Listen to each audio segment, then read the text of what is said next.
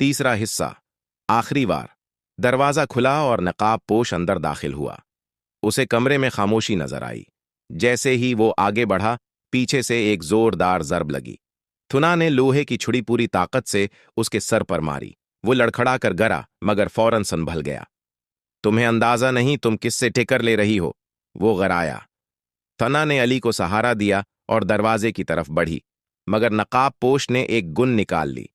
या फाइल वापस करो या जान से जाओ। थना रुक गई। वो जानती थी कि फाइल अली के बैग में थी, जो रास्ते में रह गई थी। अचानक बीक अप पुलिस की गाड़ियों की आवाज सुनाई दी। थना ने एक खफिया ट्रिकर अली की जेब में डाल रखा था। आवाज सुनते ही नकाब पोश भागने लगा, मगर दरवाजे पर ही पुलिस ने उसे दबोच लिया। खेल खत्म हो चुका है, पुलिस अफसर ने कहा।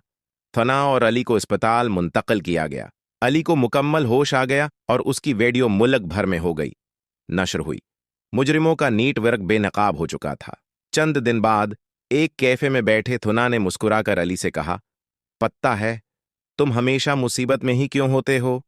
अली हंसा, क्योंकि मेरे पास एक बहादुर सुना है जो अपनी मां से सच में प्यार करता है। वो इस वीडियो को जरूर लाइक करेगा, क्योंकि मां सिर्फ एक रिश्ते का नाम नहीं, पूरी दुनिया होती